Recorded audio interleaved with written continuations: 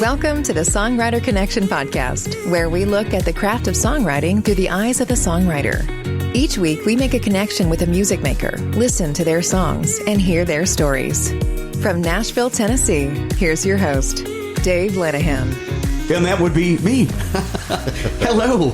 Thanks for joining us once again. We publish every Wednesday, very early in the morning, Central Time, like 2 o'clock, so that you can wake up with a cup of coffee and make another songwriter connection. You know, a couple of weeks ago on the show, I believe it was when we had the Dave Isaacs, when we had the guru back to give us guitar lessons, I made the announcement that very shortly that we would have a big announcement here on the show. So I want to talk about what that is and what it was. Unfortunately, it's not going to happen, but I need to tell you the story because it's really interesting. I got contacted a couple of months back by a very nice network of podcasters, and they do some really cool musical podcasts that I like to listen to. And they said, would you maybe be interested in coming over to our network? And I thought about it, and it was it had been a big step. But they were offering a lot of help in monetizing and promoting the podcast. By the way, we're approaching 400,000 downloads in streams everywhere. And if you're listening on YouTube, please like and subscribe. That helps us. And we do monetize a little bit through my host, which is Red Circle. I highly recommend Red Circle because you reach a point they start to sell advertising on your show, and you get a little bit. It's not going to make you rich, you know. It's not making me rich, at least not yet. But you know, it's a little validation, and it helps. So anyway, I thought, well, maybe we take it to the next level by joining this new network. And so we talked. I talked to some of the executives. We met a few times, and when I finally made up my mind, let's do this, okay? And it was a struggle. I mean, I thought about it a long time. I get a note back going, we've decided we can't do it. Did they say why? I'll tell you why. One of the reasons they like the podcast is what we do here, and that is bring in a songwriter like our guest Joe Bizelli today, who you're going to meet in just a little bit. And we have great sound in this dining room. I do my radio shows right here on the studio as well. And my whole idea was to introduce you to new songwriters in and around Nashville, sometimes out beyond. We've had writers from L.A. We've had them from overseas. We've had them from all over. But anyway, since we're in Nashville and that's a hub, we do tend to draw a lot of songwriters. And I like to do it live when I can, right around this old antique Duncan Fife dining room table. And my whole idea was to make it like almost a live radio show like I used to do back in the day. There was this program we did called the 5 o'clock Freeway, and every now and then we'd have a guest come in like Daryl Worley or somebody play music, and that's what I wanted. Talk about the stories behind the songs, the journey of these songwriters, what they're up to, how the song came about, how it was written, and then play it live around the dining room table. Almost like one of those mini desk concerts, but yet different. So, and that was the thing they liked about the show to start with. But executives in the networks are thinking, we're going to be monetizing and selling advertising on this. And they were afraid of copyright infringement. And I understand. I'm going, well, we're not playing any Eagles songs. I know they're sticklers. But I guess you could be flagged because many of the stuff, most of the songs that we're playing are copywritten, and they were afraid it'd get flagged. And once it is, you cannot monetize it. And that's unfortunate, but I get where they're coming from. Fortunately, to this point, and I'm knocking on wood, we haven't had a problem with that yet. So I want to keep doing it because this was my vision for this show. And I think we're doing okay without them. It would have been cool, but it didn't happen. Hey, maybe another opportunity will pop up. That is right. But anyway, that's the whole news. Sorry it didn't work out, but not sorry. Sorry, not sorry. So, you could imagine what it would have been like, though. Yeah, it was going to increase my workload, I'm sure, big time. And so that's okay. Joe Bizelli is my guest. He hails from St. Louis, Missouri. How long have you been in Nashville? It'll be 4 years in November. In those 4 years, this is incredible. In these 4 years, he has just become such a vital part of the Nashville songwriter community. He's everybody's friend. Everybody loves him. He plays at all the big writers' rounds, from the local to the Commodore to the listening room not too long ago. Whoever will have me. The listening room is quite a cool place to play, and that was one of the best rounds I ever saw. Joe, you and Justin Love, and who else was with you? That was Greg Wilson. Wilson, oh my God. Yeah. We got to get Wilson back on here one of these days. Absolutely. Yeah. He's one of my favorites. Great writer. Mm-hmm. And actually, we were talking about getting things flagged and you can't monetize after Yeah. that. When COVID hit, we did these Joe Bizelli worldwide live streams on Facebook. Did you? Yeah. To raise money for people that couldn't tour or couldn't musically because of COVID. Mm-hmm. And that's a great idea. We got around it because we would just have people send in donations and we would give that to the person. And then later on, some of the music that we use for like the intro and stuff got flagged, and they just muted that part. So you can still hear it, but we still got the money, so it's kind of a way around it, but I don't think that would work with this. Well, one of the ways around it, they were talking, you have them play snippets of the song. No, just don't get the whole feeling of it that way. I don't. So anyway, that's where we are. But it's good to have you, my friend. And thank you for the compliments. Really, really. Don't really. get me started on complimenting you. I won't have it. Shut up. Another part of it is, sipping bourbon around the dining room table. This is the 1792 single barrel. I feel classy. Don't you? So classy. In the Old Forster bourbon mug. That makes it taste even better. You call those mugs? What do you call those? These are something, I don't know what they're called. They're fancy. They're fancy. Fancy glasses. That you drink bourbon from. Yeah. So there you go. Here's to you. Cheers. To you. Cheers. Thanks again for having me. Let's talk about your journey. Okay. What brought you to Nashville? Tell me the whole thing. I was thinking about this on the way over here. I always knew that I love music more than most people. Yeah. I didn't know why. And then I found out that when I was born, my mom brought me home from the hospital. She had a radio in my room playing 24/7 on low volume on like oldies or soft rock all the time. That was just ingrained into my brain. And while we were in the car, we would always play like, who sings this song? Who sings it? So my mom's love of music. And she played in a band back in the 70s called Blacksmith. Yeah. Really? And what did she play? She did tambourine and backup vocals. And vocals. Cool. Yeah. And nice. that's where Mom was a rock star. That's where the love of it came from. And then I got a chance to go to the Bluebird during Tin Pan South with a lady named Donna Opfer, who was the chapter president of NSAI for St. Louis. I went to some of their meetings. Great. And she great organization, by the way. Yeah. I was a coordinator in Cincinnati. Love it. Look it up. They definitely helped me out a lot. She took me under her wing and taught me all the basics. And she invited me down, and we got to watch guys that had hits by Kenny Chesney, Jason Aldean, all the big guys. Oh, yeah. And I'm watching these guys, and they're just up there having a great time, making fun of each other, laughing, singing these songs that bought their houses. And I was like, this is a job? Yeah. Like, they never tell you this in like the high school counselor's office. Like, this is an option. Ever since that day, I decided that's what I wanted to do. And I love writing songs, and until I find something that I love more than writing songs, I'm going to keep doing it. And it shows with Joe, and that rhyme. It shows with Joe. And two things you need to know about Joe: one, the amazing voice that you hear. Even as a did you do any radio? I got that from my dad. You got that from your dad? I got the ability to use it from my mom. I did do a little tiny radio stint in St. Louis. Oh, God. Where I knew the guys that had the station, and we just did a few episodes where we talked about the history of music in St. Louis, like the music scene. Nice. I had a guy that had DJ'd, like vinyl DJ'd from the 80s until That's recently. where I started, baby. And he just knew everybody, knew everything that happened. And then like a few months later, it got bought out by a sports station. And I was like, well, I'm done. I can't contribute anything to that. So, but a little stint. So. That happened to me a few times. Station got bought. Yeah, we love you, but we're not in love with you. You make too much money for us. So, no, I understand that. So, but gosh, and then the other thing that people need to know about you is, and this is something I really have always admired in you, Joe, because I used to preach to my broadcast students about passion, and you bring the passion every time you are on stage. You are amazing to watch.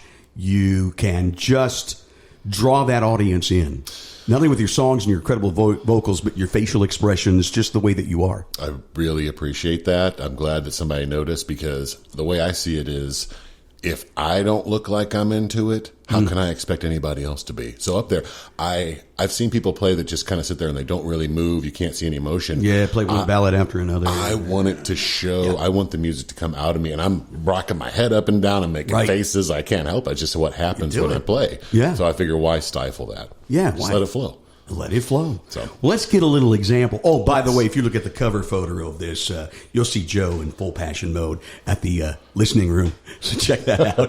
Joe Bizelli is here, and we've got so much to talk about, including that wonderful guitar you have. But first, I want to hear a song and the story behind it. This whole thing? Yeah, we'll talk about that guitar. Well, I wanted to play the most recent one I've written by myself. Of all the songs you've written in your life, this is the most recent. This is the most recent one I've done all by myself. All by yourself? Yeah, because in Nashville, you do a lot of co-writing. We do, yes. So I want to do one that I did by myself. And I have everybody has that certain friend that they usually go out to events with and go to bars with and go to writers' rounds with. Yeah. Well, that friend was out of town for like a week and a half. Oh, I know what song you're going to do, and I love this. Yeah. And I was just kind of sitting there, and this song literally came out in about 20, 25 minutes, and just like as a joke almost. I was like, well, that's actually not that bad. This is a good illustration of what you can expect with Joe Bizelli, our guest on the Songwriter Connection. Knock it out, man. It's called Not Around. Burn it.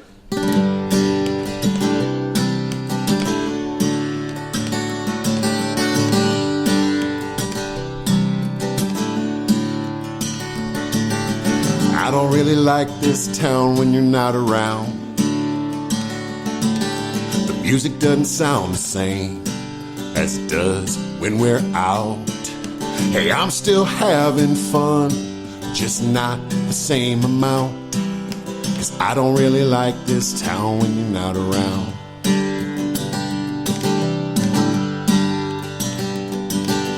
I don't really drink a lot of beer when you're not here. It's just not as fun when there's no one to cheers. And I keep watching the door, hoping you'll appear. So I don't really drink a lot of beer when you're not here. My favorite verse. I don't really roll a lot of J's while you're away. Okay, that's a lie, but for real they don't hit the same. And rolling just for one feels a little lame. So I don't really roll a lot of J's while you're away.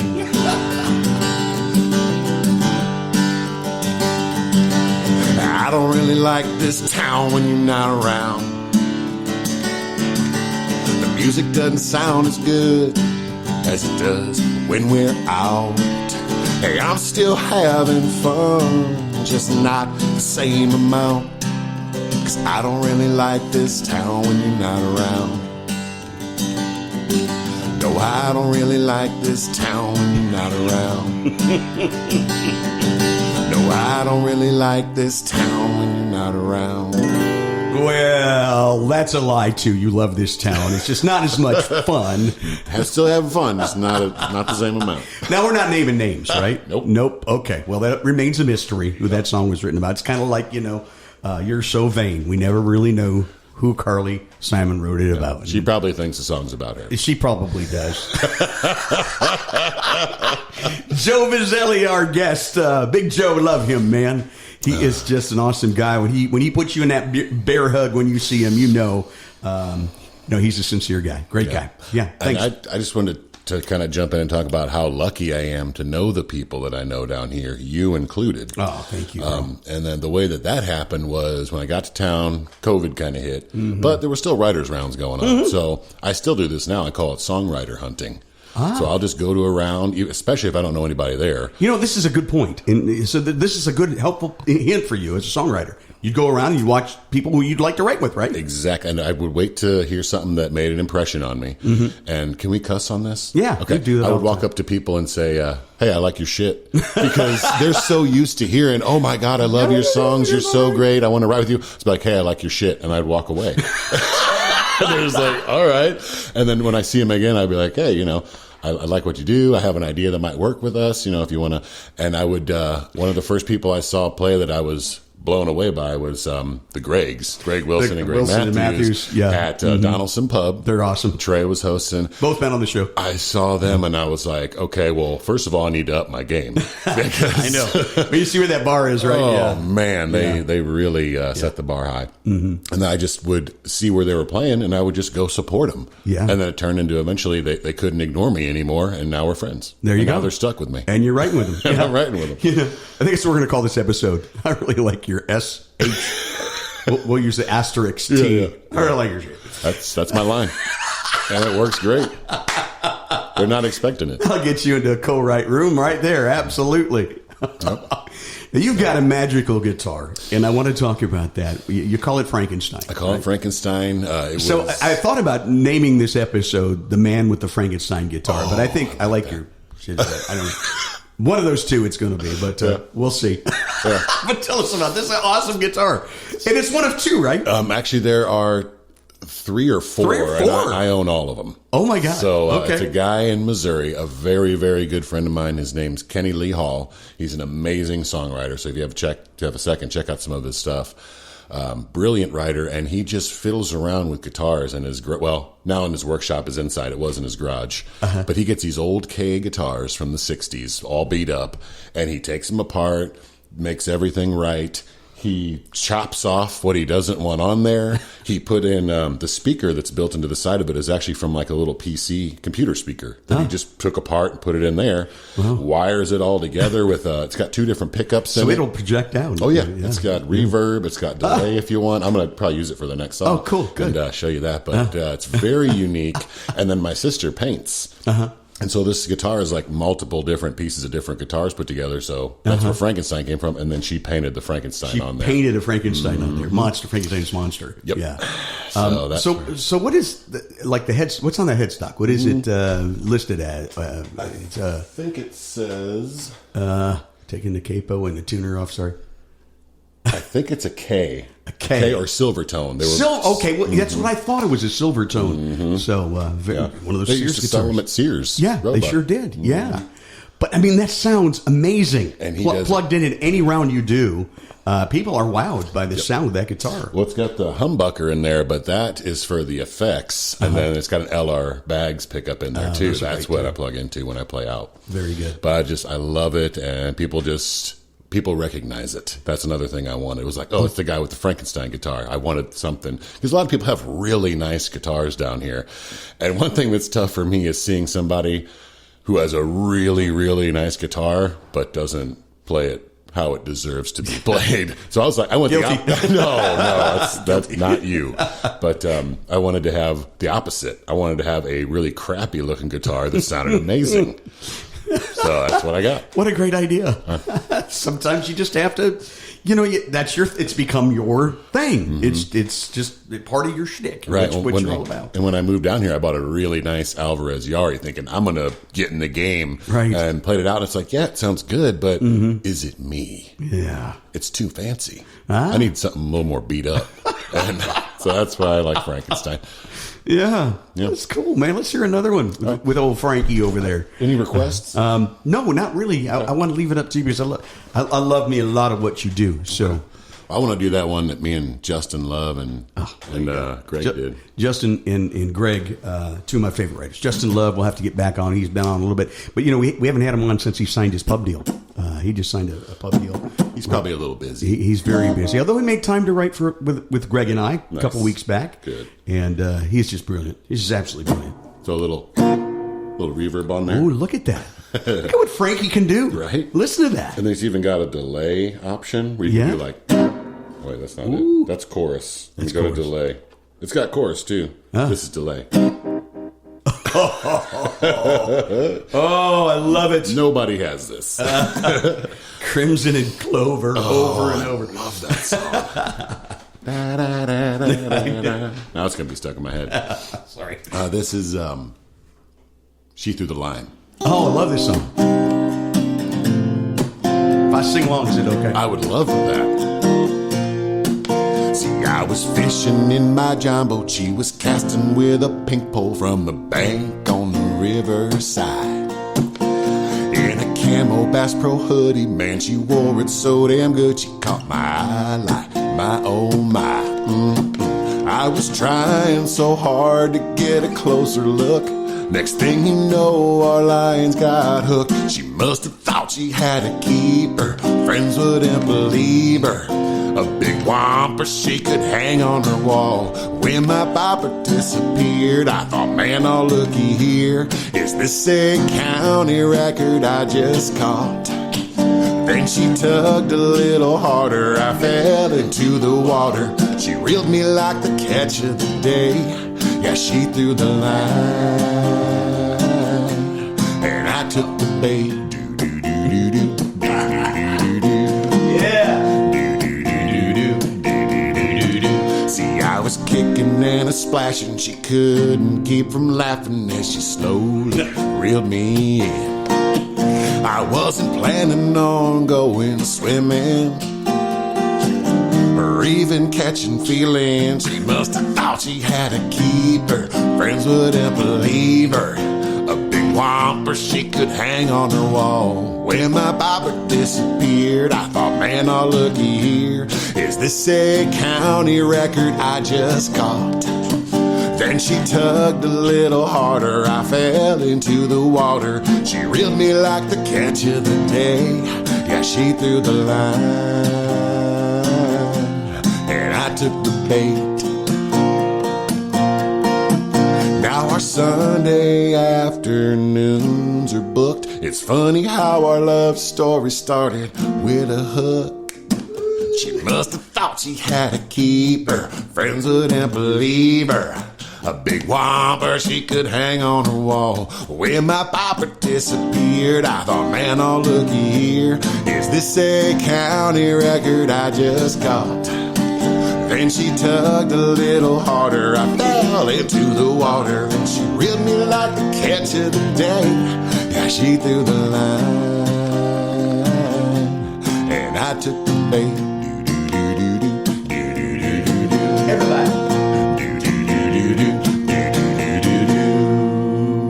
Joe Bizelli and Frankenstein. And the Frankie. So the do-do-do-do-do bass line on that? Yeah. It just came about when Justin was laying down the work tape the day that we wrote it. Uh-huh. Right when he got done playing that part, I was just hearing in my head, and I accidentally kind of did the do-do-do-do. He's like, oh, no, do that again. Oh, absolutely. Little things like that can make a song. They really can. It can't hurt. Yeah. We're going to get under the hood of that song in just a little bit. Let's take a little break. You're listening to the Songwriter Connection. You're listening to the Songwriter Connection, connecting with music makers and hearing their songs and stories. Now back to the show with your host, Dave Linehan. Stories are courtesy of Joe Bizelli today around the dining room table. Hey, Joe. Hey, bud. So that last song. What do you call it again?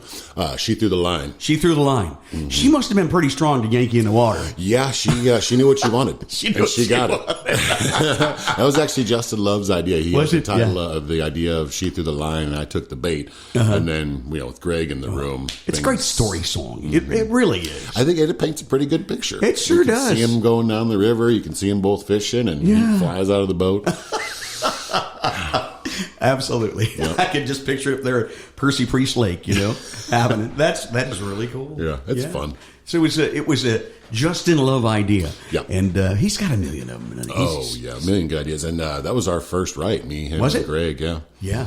Greg Matthews, right? Greg Wilson. Oh, Wilson, Mr. Wilson. Mm-hmm. Yeah, I've never been in a session where he didn't have an idea and was able to finish a song. Well, his melodies, for one, are just not fair. Yeah. How good he is with melodies. Yeah, he's really a melody guy. Yeah, that's for sure. Enough about him. What are your strengths as a writer? I think lyrics. I like to try to paint the picture, and maybe riffs somewhat. Yeah. I can do riffs and lyrics pretty good. I like to lead, and I could do melody, but like you heard in the Not Around song, they're pretty simple. I like to keep things very, very simple. I like to. They say keep it simple, stupid. I like to enunciate too. Yeah. That's my other thing. I've noticed that about you singing. And there are certain writers that I love to listen to that I can't understand the words they're saying. But you're very good at articulating every single word. Almost maybe too much, but I would rather them hear and understand what the lyrics are than not know what they are. Absolutely. Even if it's a little over-enunciated. Yeah. And a good example of that, as I flash back, I was at the Commodore one night, and I was with Patty, my wife, and we were listening to a guy sing, and he was singing a song about deja vu, which I believe in, and it's happened to me. You know, deja vu is a cool thing. In fact, deja vu, my publishing company is DJ Vu Music. Dave Jabu. No, but DJ, because I used to be a DJ, DJ Vu. So he's singing this song about deja vu, but every time he's singing it, I'm hearing deja fool.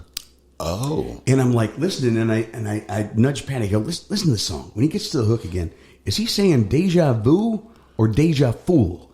And we listen really carefully, get along, and he gets to the hook, and it's deja vu. And she goes, it's deja vu. And I go, yeah. Cool. She goes, why? That's because that's going to be a song, baby. Deja Fool? Deja Fool. And we wrote it with Randy Driscoll, who's amazing. Yes, I love her. And got to play with her last night, and even in Kim McLean, the Three of Hearts. Oh, at Cambria? No, we played at Maxwell House last night. Nice. But they're going to be an up-and-coming podcast here. Oh, good. We tried to get them before because Kim has this new project, and Kim's got this book out. That she wrote with Loretta Lynn before Loretta died. And it's a great book. Some of the last songs that Loretta ever wrote were with Kim. And so we're going to have the Three of Hearts. Randy's got so many cool big things happening. Eve Sellis has a new record coming out after the first of the year. And Eve is just one of my all-time favorite performers. And you want to talk about mesmerizing an audience when she sings. That lady wraps her arms around you and just pulls you right in. Doesn't let go. The harmonies they do are just ridiculous. So that's an up-and-coming show. But, enunciation. But thank God that guy, it's deja fool. What a great... And that's another thing I love doing is snatching titles out of midair. Somebody says something like, hang on, I'm going to write that down. Me too. If you listen to people's conversations, so many times they'll say something. And not even right in my book. Yeah. And they don't realize, what did you say? Do you have any examples of songs like that recently? They're all in my hookbook. All in your hookbook. We're probably going to use some later today. Later on today, we're going to write it with Izzy Gray. Yep. Yeah. So we'll examine that then. Absolutely. Awesome. So when did you start playing guitar? I started probably when I was around the age of 13. My mom got me... About the time you discovered bourbon? Right. No, I'm just kidding. My parents knew that... I got a keyboard when I was younger. I knew that, and I had a drum set for a while. Oh, wow. And then I decided I wanted to pick up guitar, and my parents got me a guitar from a church auction. Oh. And it was funny because my parents were bidding on it, and then some of their friends were bidding on it for me, but they didn't know that. So they were bidding against their friends, but they were both trying to get it for me. So I ended up getting that and just took off. I remember one night I was really, really frustrated. I almost gave up because I couldn't play and sing at the same time. Yeah. And then finally, it's hard at first. It just, a switch flipped, and I was able to do it all of a sudden. Yeah. So I'm glad I didn't stop. We wouldn't be here today. It does take some coordination, and that's why, a lot of times we'll write a song, and I have a new song that I really love, but I like to play it a few hundred times before I play it out. And every time I don't, I pay. Yeah. I've got this song out now that I just absolutely love. And I tried it last night, and I blew the first verse. It did not love you. It did not love me. And I think a lot of it is that coordination of what you're doing with the guitar. And then you're doing that and trying to remember. And until that's just ingrained in you. Now, I've seen a lot of people use iPads, phones. Their phones have it clipped right to the mic stand there, and that's cool. As long as you could do, I could never do that because I can't. I just can't feel it by just reading it. And I've heard two sides of this story, Joe. I've had one guy who does it all the time says to me, "Well, if you can remember your words, you're not writing enough songs." And I went, "Okay, yeah, there's that." Okay, but I do write a lot of songs. Yeah. Okay, it's just I think. As a performer, and here's where I'm coming from, and I don't know if you had any theater experience. Did you do any theater? No, I've always wanted to be in a play, but I haven't yet. I did a lot in high school and in college, and one of the things about that, I even did a little dinner theater, and one of the things I learned by a few weeks into the practice, before you block it, most directors want the lyrics, or not, and they're not lyrics. They want your lines memorized. Yep. You got to know them. Mm-hmm. Got to know your lines. You can't read it. while you're acting it.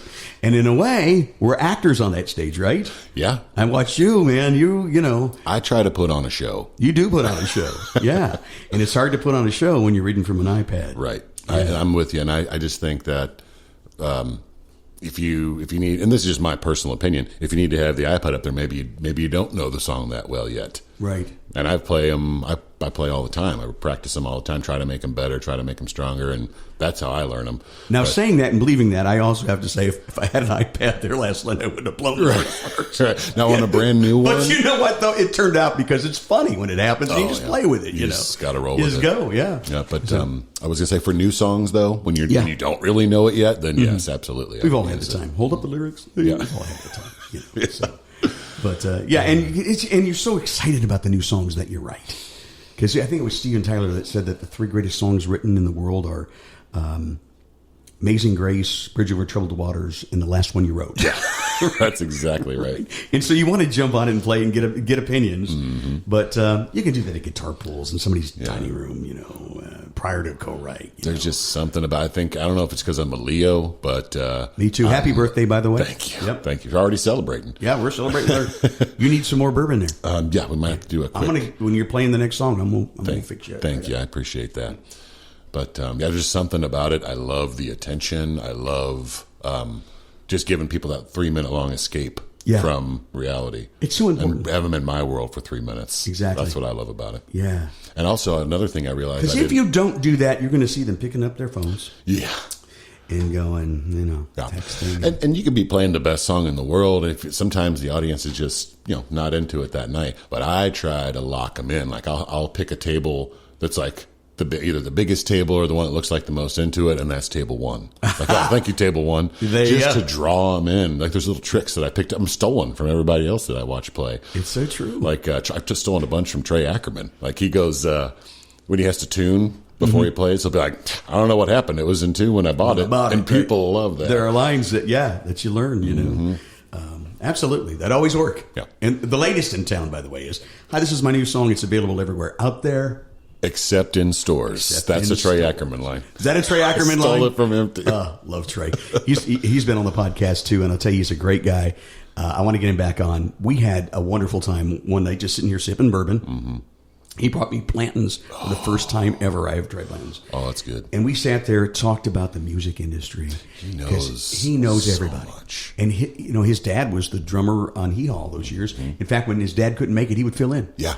And so drummer was his first, but he plays every instrument there's known to man. It makes me mad how good he is. Yeah, me too. Like, because when he plays, everyone is locked in. And his voice, oh my God, it's like if Willie Nelson could really sing. Yep, I agree. I mean, I love him. He played last night just after us at the Maxwell House last night. So always good to see him. He's one that I'll go see if I'm not playing somewhere and I see he is. Yeah, I've heard all the songs 100 times. Well, he used to run those nights at the Donaldson Pub that you used to go to. That was one of my favorites. And you could smoke in there. Yeah, back then. That's never the case. That was one of my favorites. You can't smoke there anymore? I don't think so. I've not been there in a while, but I've heard that you can't smoke anywhere anymore. Ever since Trey's round left, it's just gone downhill. I'm kidding. I like the Donaldson Pub. And Jimmy over there, he's always a great guy. Yeah, he is. A radio guy, too. So, well, I'm going to need to fill you up on the bourbon, so you're going to need to play another song and tell me the story behind it. What's up, man? I want to do one for the ladies. Oh, know. This is an amazing song. So this one requires a little bit of tuning with the story, but absolutely. So I started this one with Ken Hall, the guy who built Frankenstein. Oh wow, okay. And it was meant to be kind of a funny song about his wife. Like she's got a thing about leaving her shoes by the door. She's got a thing about this and that, like funny little things. Little things, yeah. So we had it kind of formulated, and I asked him, hey, I'm going to write with Greg Wilson today. Can I bring him this idea? He goes, absolutely. And Greg heard, and he's like, what if we make it real sexy? I was like, well, let's try it. So that's what happened. Absolutely. Oh, Joe Bizelli and Frankenstein.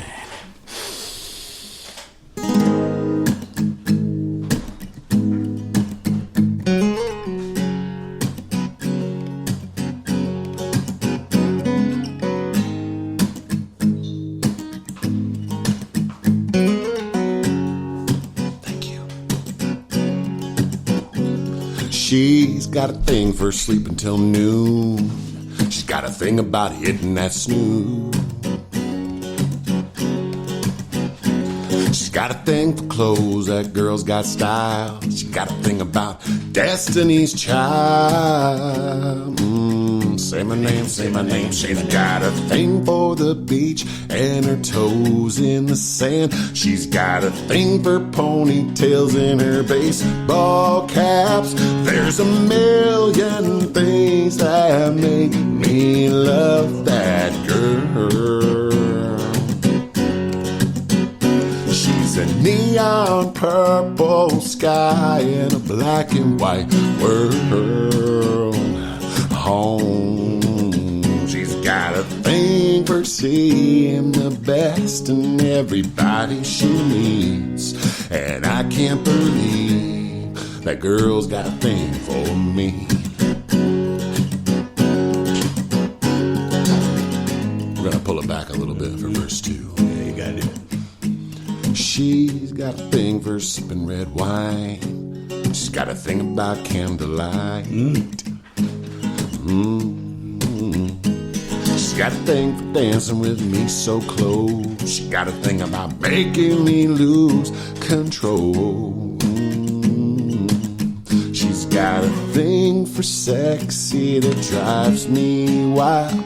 When she whispers my name with that look in her eye. There's a million things that make me love that girl. She's a neon purple sky in a black and white world. Home. She's got thing for seeing the best in everybody she meets. And I can't believe that girl's got a thing for me. Oh, whoa, whoa, she's got a thing for me. She's got a thing, got a thing, got a thing, got a thing for me. She's got a thing for sipping red wine. She's got a thing about candlelight. She's got a thing for dancing. I've always loved how you ended that song with the slow fade, like on a record. Was that your idea? No one else does that in Nasvhille does that I've that. seen. I saw it at the Dave Matthews concert. Did you really? Him and 13 band members did a live fade out. And I'm like, if they can do it with 13 people, I can do it on mine. Yeah. And it works every time you do it. It's just awesome. Yeah. And everybody that's seen it, expects it. But the people that are there that haven't seen it, they're like, did he a slow fade? I try to do as many things as I can to just capture, just capture their attention. That's one of the live. things. We're always ready for the hard cold stuff. hard ending. Yeah, but no, that's so clever. One thing I thought of while I was playing that, the neon purple sky. That was going to be my next question. And a song like that, there's a lyric that just sticks in your head, and that is the one right there. Neon purple sky in a black and white world. Greg Wilson threw that out as a placeholder suggestion, and I ended up fighting for it. He's like something like neon purple sky in a black and white world. I'm like, no, what? No, that's not. What did you say? No, ink it in. That's and I was like, that's the line, and let's square off because I'm ready to fight for it. Sometimes you got to do that for his line, yeah. But no, that's the line for me that just brought it home. I thought it was so beautiful, and he was just like, "Oh, just something like that," and I'm like, "No, it's that." Well, here's another episode that we're talking about Greg Wilson, so I got to get him back on the podcast. We got to. Greg, if you're listening, dude, you and I, we have a date to book another show with you, man. He is one of the nicest, one of the most talented, humble. His wife's amazing. Oh, I love he's just the all around pack. Don't tell him I said that. No, I won't. He's probably listening. It's so funny. I had this song, Louisville Slugger, my baseball song. And Michelle had a little exception to that. Because I was saying Louisville Slugger. Instead of Louisville. Louisville. She taught me how to say it right. I've been to 4 or 5 Kentucky Derbies. Have you? Mm-hmm. Louisville. And you can't say Louisville there. No, you can't. You can't. Oh, they know immediately you're not from there. Absolutely not. Have you had a mint julep? Oh, I've had several. What do you think? After the second or third one, it ain't bad.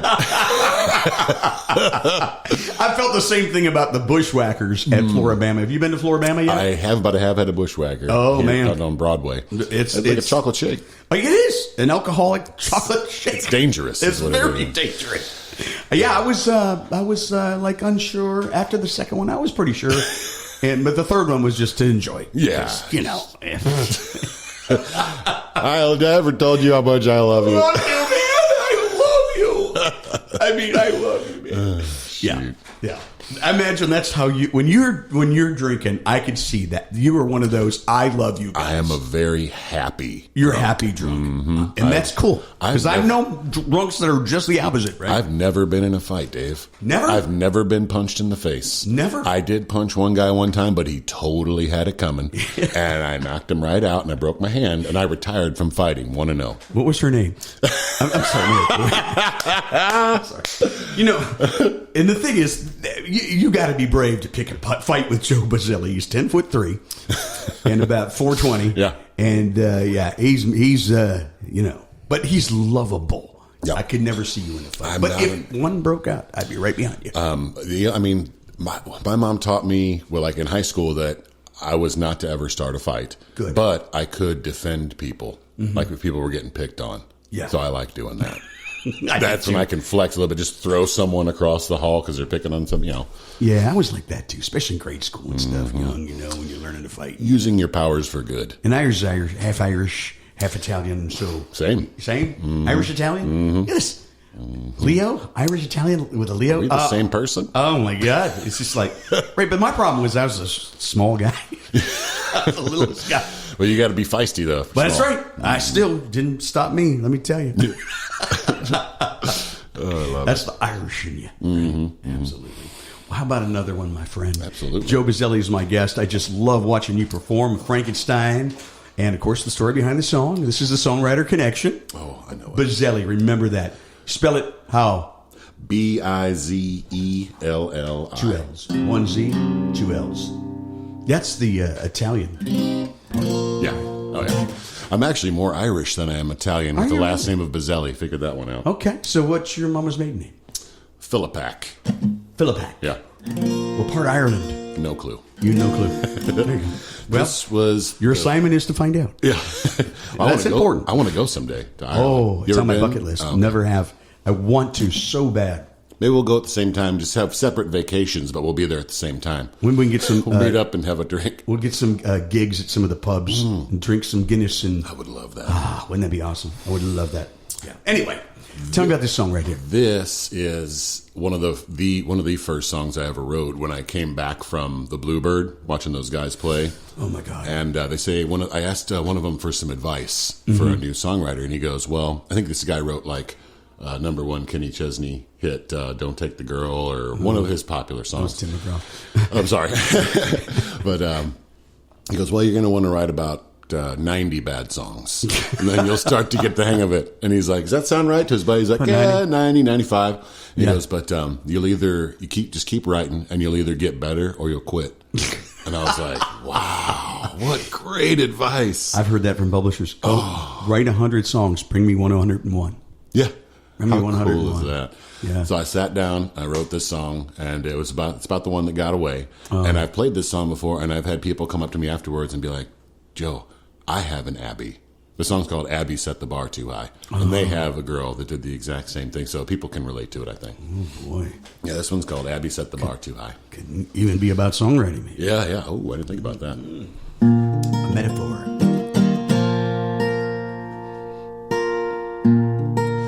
Sorry, Greg Wilson, I don't have my harmonica.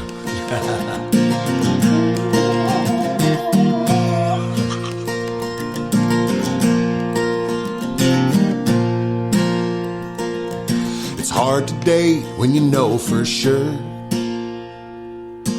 they won't even come close to her.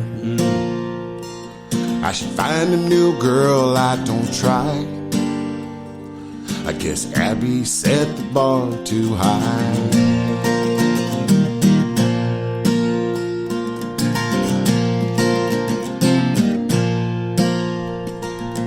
Should've bought a rock, but I was stoned.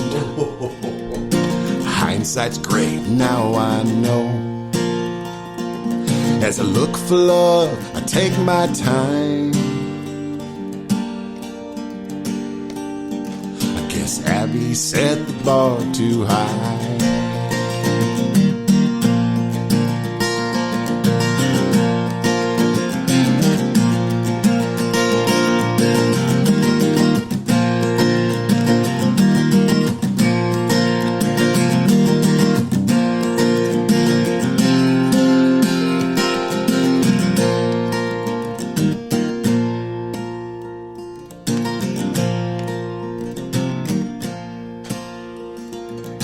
I'm not saying she did wrong. If you listen close, it's a thank you song. 'Cause when I make the perfect one my wife, it'll be because that bar was high. Oh, yeah.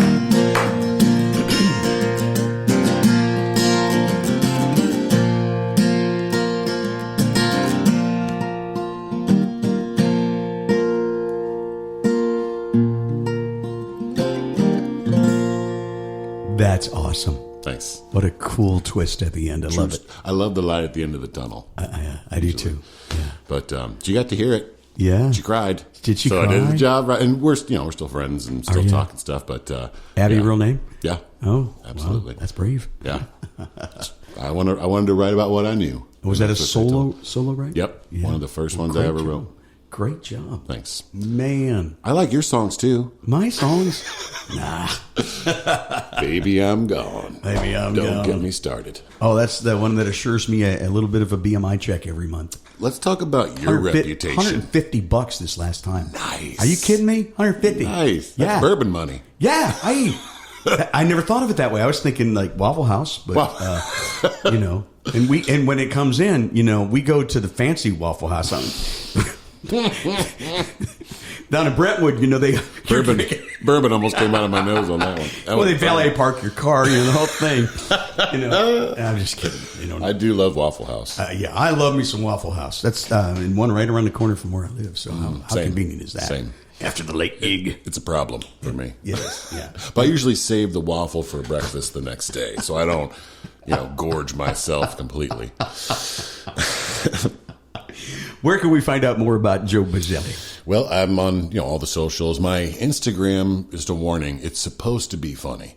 It is. So I decided I wanted to have a unique Instagram for a writer. Uh-huh. So I don't know if you've seen it, but I started taking I started mocking fun model photos, like girls doing car modeling shots, like posing on a car. Okay. Started doing that.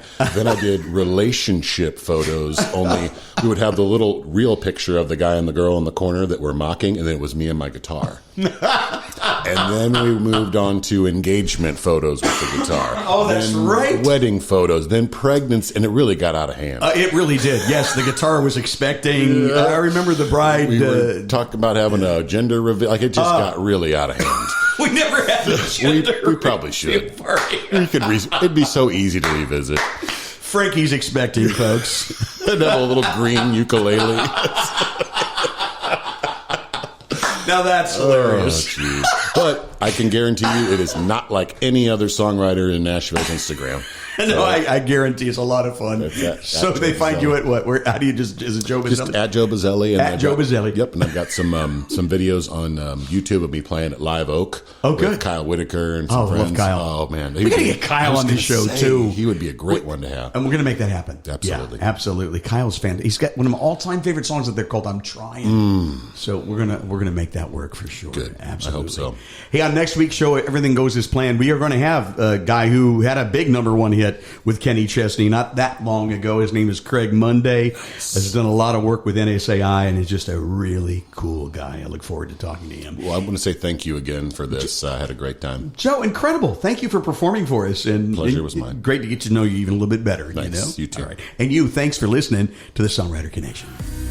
Thank you for listening to the Songwriter Connection podcast. Find us on social media at Songwriter Connection. Also, listen to Dave Lanahan's Nasvhille Connections radio show. It streams live every Friday morning on WOBL and WNOI. Look for us on Facebook and YouTube. See you next time on Songwriter Connection.